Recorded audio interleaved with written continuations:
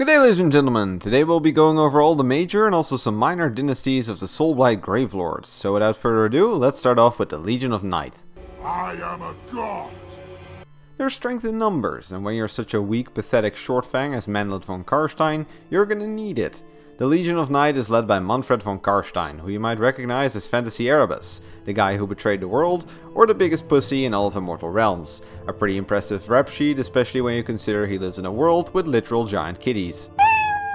In order to compensate for all that, Manlet is obsessed with creating the biggest army the world has ever seen. No grave is left unturned and no corpse is left unclaimed. The Legion of Night hoards necromantic supplies like it's Black Friday, but they go even further, cause Manfred is known to toss oil on fires all across the realms, only for him to swoop in at the end of the war to mop up some rotting spoils. Fake peace treaties to free cities are handed out faster than cursed city boxes, only for Manfred's followers to spread blood kisses amongst the ruling class.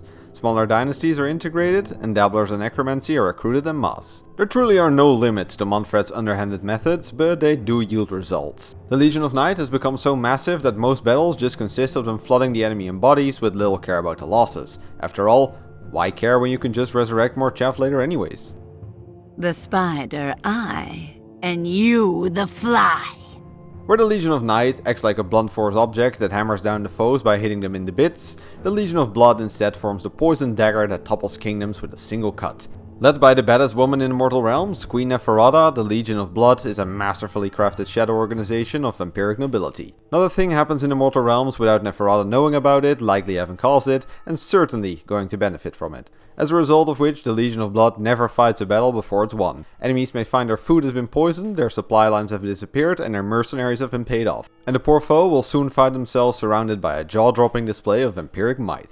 And considering Neferata considers the rotting deadwalkers an altogether unseemly display, they are accompanied by elite skeletons in richly dyed clothes and polished armor.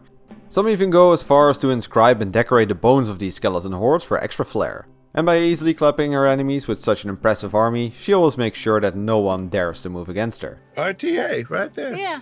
Yeah, gotta recognize the alpha. Do you have any ambitions of becoming the ruler of a legion of undead furries? Maybe not, but Belladonna Volga certainly did. After striking a deal with the mythical Hound of Karn, she was turned into a fearsome she-wolf, and then I don't mean that hippie urban dictionary crap, no, the Vrykels can literally turn into and command animals. As a side effect, this bestial nature also slowly creeps into their soul, with them becoming more and more like their persona over time. As a result of which, many Vrykels lords use their cities more like free-range hunting grounds rather than actually ruling them.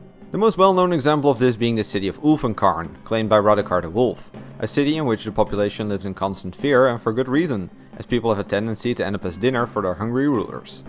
Drive me closer, I want to hit them with my sword. Absolute, massive, giga chats. No, seriously. Prince Vordry and his posse are the pinnacle of vampiric badassery. A wicked blend of Alucard, Blade and Aatrox, the Kesselite dynasty believes the only point of immortality is getting yourself killed in glorious combat. More martial even than the Dark Elves, these Dark Knights dedicate their entire existence to finding the strongest opponents in the realms and kicking their teeth in. Living in a teleporting keep they stole from Castlevania, the Castelli are always on the move, looking for new combat techniques in the forgotten corners of the realms, or challenging the most dangerous warlords to war. Every battle or training session bringing them one step closer to martial perfection. They're an inclusive bunch too, everyone is allowed in no matter if you're mortal or vampire. The halls of their keep are filled with various proving grounds, and if you manage to run the gauntlet, you'll get a nightmarish horse with your name on it. Die. Oh boy, the Avangori. Where the Vrykels dynasty is animalistic, these psychos have abandoned humanity altogether. To the Vrykels there is usually a method to the madness, but to the Avangori words have become a foreign concept altogether. They are quote-unquote led by Laukavai, who became their matriarch by being the only one who can still explain why 1 + 1 equals a window pane. The so-called Queen of Nightmares believes in the exploration of the deeper you and self-acceptance. And like most self-help authors, she too is missing most of her marbles. Vi believes that the mutation and frenzy caused by the Soulblight curse brings them closer to their deeper nature, and under her the Avangori have become almost a religious sect of mutation and delirium. The Bad Pope has even invented rituals to turn normally vampires into improved versions, such as the Avangori Lords or Vargheists. This does turn them utterly insane, and usually kills the vampire, but hey, at least they get to look cool. The only positive thing about them really is that they are animalitarian. It's like vegetarian, except that they usually only hunt the big animals living in Gur. Still, with how deranged they are, I'd recommend against coming near one, especially when hungry. That's got to be the best part I've ever seen. So it would seem. The Varector dynasty is composed of a bunch of hacks without a single original bone in their body. They concluded that the Vampire Coast DLC was pretty whack and thus centered their entire dynasty around ripping off Luther Harkon. Their leader, or should I say captain, Vorkel's Varector has built an impressive fleet driven by ghosts and piloted by zombies known as the Raid Fleet. This Flying Dutchman armada endlessly sails around the Great Parch looking for blood and gold. I'd also like to mention hobbyist Captain Brimeblood, who's building some wicked conversions of a similar Wed dynasty. Magic. The Tangaros dynasty is a dynasty of anorexic creep goblins living in the darkest caves of Haish, who altogether aren't really that dark, but I digress. Little is known about these spindly wizards except that they regularly go on raids to steal magical artifacts, dragging their spoils back to their somewhat gloomy caves and using them to further their necromantic science project. However, no one really knows what it is yet. Anyways, that's all the ones I know of. Make sure to comment your favorite down below and tell everyone else that their favorite sucks.